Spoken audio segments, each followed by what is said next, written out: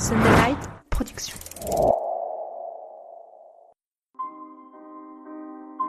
Je m'appelle Jimmy Gressier. Vendredi, je serai au départ du 10 000 mètres des Jeux Olympiques de Paris 2024. Voici mon histoire.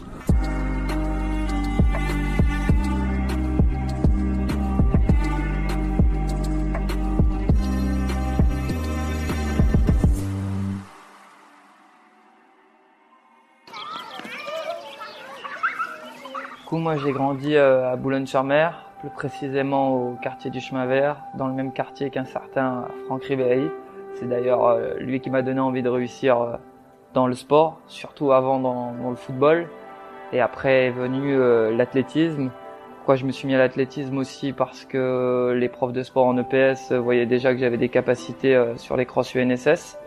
Et au début je voulais rester dans le football. Sauf que je me suis vite rendu compte que je battais les coureurs qui avaient une licence FFA avec mon short de foot et mes crampons de foot.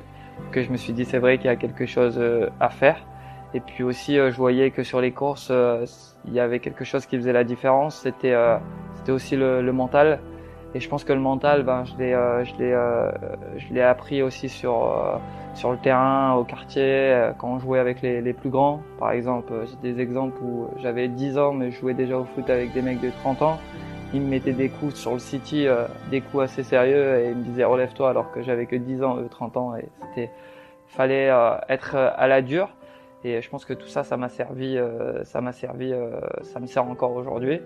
Et je pense que c'est dû aussi à mon éducation quand j'étais petit, à pas se plaindre malgré les difficultés. Ça m'a forgé aussi dans mon caractère d'homme aujourd'hui, et ça m'aide beaucoup.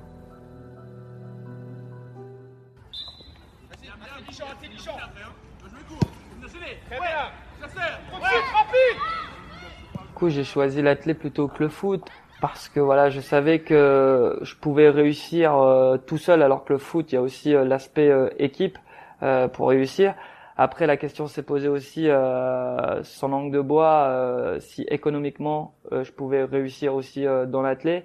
C'était important pour moi de réussir économiquement, pas que pour moi sur un plan personnel, surtout aussi pour aider ma famille. On vient d'un quartier difficile.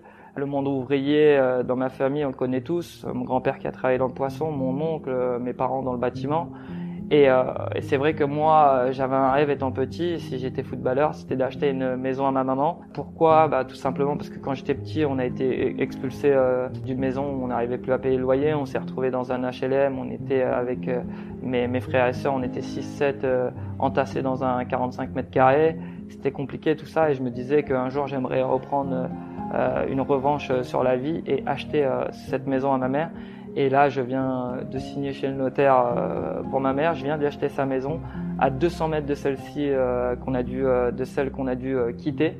Mais voilà, je viens de réaliser l'un de mes rêves les plus beaux. C'est d'acheter une maison à ma maman. Et puis aujourd'hui, maintenant, plus qu'à me concentrer sur le sport et réussir mes objectifs aussi sportifs qui sont aussi importants.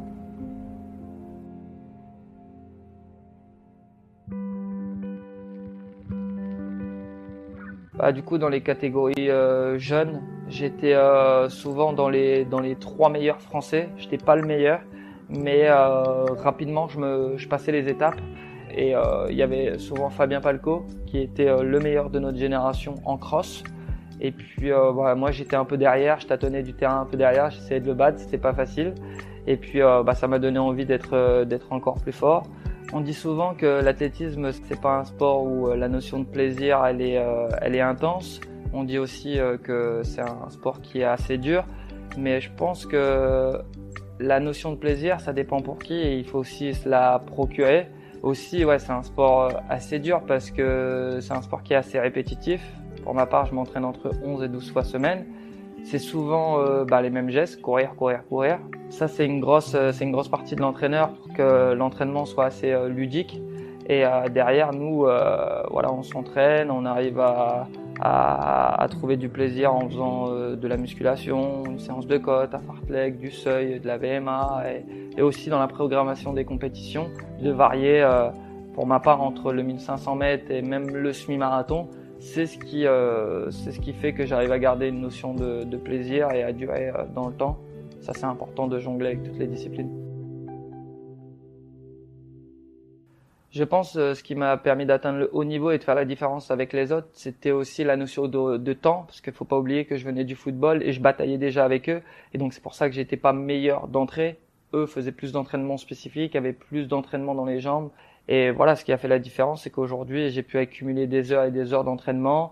J'ai pu aussi me professionnaliser un peu plus, avoir plus de régularité, m'entourer des bonnes personnes, des personnes compétentes pour m'amener vers le très très haut niveau. Aussi, faire des choix. Moi, j'ai fait des choix quand il s'agit de soit d'aller s'entraîner ou de sortir avec le copain ou de rester devant la télé quand il pleut, etc. Moi, le choix il est vite fait. J'y vais, je vais m'entraîner, je me pose pas les questions et je me donne à 1000% dans mon sport. Et c'est surtout que mon sport est devenu aussi mon métier. Et donc, je me pose pas la question de savoir s'il faut y aller, pas y aller. Pour moi, c'est une obligation. Et aussi, le fait de partir souvent en stage, d'entraînement, de voir du pays, de voir comme les autres étrangers s'entraînent aussi. Et puis, ouais, surtout de la régularité dans l'entraînement. Quand on veut faire partie des meilleurs, bien évidemment qu'il faut être discipliné. Il y a un plan d'entraînement qui est assez rigoureux où les coachs préparent en amont les programmes, préparent en amont aussi les plans de compétition sur toute la saison. Pour moi, une semaine type, c'est 2 muscu par semaine. C'est 2 à 3 séances par semaine, 2 sorties longues également dans la semaine, et derrière on englobe avec tout ce qui est footing, travail de course, et puis il y a aussi beaucoup de siestes, il y a aussi beaucoup de repas alimentaires, beaucoup d'hydratation, et puis voilà, un petit peu une routine. Le haut niveau, c'est aussi des sacrifices. Mais c'est comme dans tout corps de métier. Pour moi, c'est plus des choix que des sacrifices. Et il faut se donner les moyens de réussir. Faut faire les bons choix. Faut savoir pourquoi on fait ça. Faut savoir d'où on vient et où on veut aller aussi. C'est important. Puis c'est important de se rappeler qu'il y a des personnes sur Terre qui n'ont pas la chance de vivre ce que nous on vit. Et donc quand on a ces bonnes pensées dans la tête, on se plaint pas, on s'entraîne dur et généralement ça fonctionne. De toute façon, on n'a que ce qu'on mérite dans la vie et si ça paye pas maintenant, ça payera un jour. Et moi, dans ma tête, je prends pas ça comme des sacrifices parce que voilà, j'ai beaucoup de chance. Je viens d'une famille qui connaît très bien le monde ouvrier et donc moi, pour ma part, à chaque fois que je me réveille tous les matins, je me pose pas la question de savoir si c'est dur, pas dur.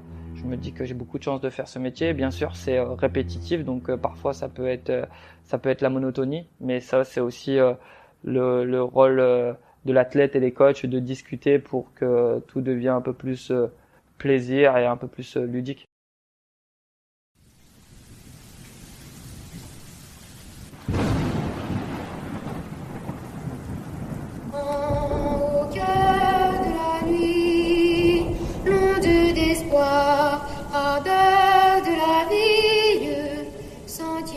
J'ai choisi une discipline où la densité est extrême avec les coureurs de l'Afrique de l'Est, mais pour moi ils sont pas imbattables. Le meilleur exemple c'est Jakob Ingebrigtsen qui domine sur 15, qui domine sur 5000 et s'il allait sur 10 000 il pourrait aussi dominer sur 10 000. Donc ça c'est le meilleur des exemples et puis aussi il faut voir sur les courtes distances tous les Européens qui sont devant sur 1500 mètres. Josh Kerr aussi l'exemple, Weightman aussi l'exemple. Avant c'était dominé aussi par l'Afrique de l'Est, beaucoup le Kenya. Maintenant c'est plus le cas. Donc je pense que faut pas faire de complexe d'infériorité, faut s'entraîner aussi dur que eux et puis se dire que c'est possible. Rien n'est impossible, hein. Bien évidemment une course c'est une course d'homme à homme. Et puis voilà, c'est juste que il faut augmenter son niveau et puis je pense que moi j'ai pas de souci avec ça. Je viens de battre le vice-champion du monde à Lille sur le 10 km route en 27,07. Beaucoup de gens ont cru qu'il m'avait laissé gagner parce que il me dit de passer dans la dernière ligne droite, mais je peux vous dire qu'il m'a pas laissé gagner. Il y avait une grosse prime à l'arrivée, les Kenyans ils laissent pas gagner pour une grosse prime et donc voilà.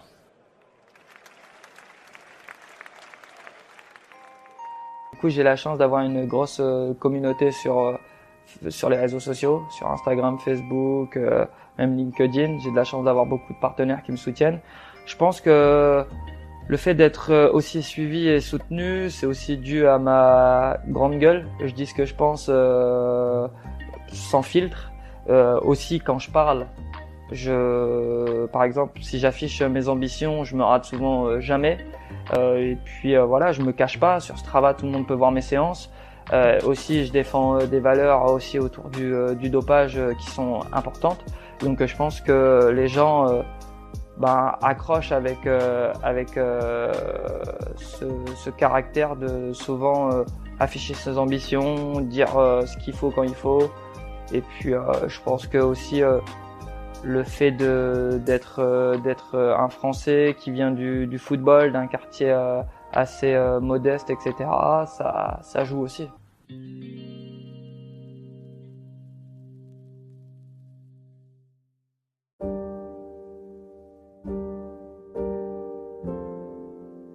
Dans quelques jours, je serai au Stade de France.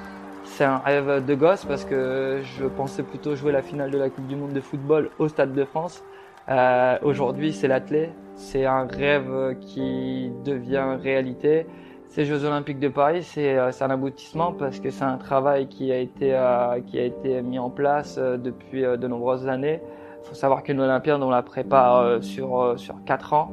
Et donc, depuis qu'on sait qu'on a les Jeux Olympiques, le travail s'intensifie chaque année de plus en plus. On devient encore un peu plus professionnel. Plus on se rapproche de l'objectif, plus on fait attention à tout. Sommeil, alimentation, hydratation, le renforcement. C'est les plans d'entraînement qui s'intensifient avec beaucoup plus de difficultés, beaucoup plus de kilomètres au programme. Et donc on a hâte que tout ça se mette en place. Moi j'ai vu depuis que j'ai intégré ici l'INSEP et le groupe d'Adrien Taouji et la Lions Track Club, j'ai vu mon niveau augmenter au fur et à mesure. Et à chaque fois je me disais ça va être dur aux Jeux Olympiques de se rapprocher du top 5. Et là plus je vois que les mois y passent et plus je me dis qu'en fait cet objectif devient réalité. Maintenant, il faudra le faire. L'année dernière, je fais une 9e place au championnat du monde à Budapest sur le 5000 mètres. Et dans le dernier 350 mètres, je suis encore avec eux. Et là, je me dis que rien qu'en ayant le même niveau que l'année dernière, chose que j'aurais pas, je serais bien meilleur. Plus les encouragements du public, ça passera du 350 mètres à peut-être la dernière ligne droite. Et quand on est dans la dernière ligne droite avec les mecs, là, il n'y a plus rien qui peut nous arriver. Il reste 100 mètres. Et je pense que le public pourra faire la différence. J'ai l'habitude que quand le public me soutient, on l'a vu au championnat de France de 10 km à Boulogne, j'avais pas un niveau de forme phénoménal et au final je fais 27-40 tout seul. À Lille, j'avais un bon niveau de forme mais je pensais pas battre le record d'Europe. Au final, le public, 20 000 personnes qui me crient dessus, ça fait la différence aussi pareil sur la fin. Et je pense qu'au Stade de France, on va pouvoir se régaler, surtout qu'il y a ma famille qui va venir, un bus de 40-50 personnes qui vont partir de Boulogne. Donc ça va être juste dingue. Et il faut tout faire pour aller chercher cette médaille. Mais je pense que le top 5, c'est un objectif qui est réalisable. La médaille, ce sera le petit plus. Mais en tout cas, je me refuse aucun rêve et je travaille pour réussir.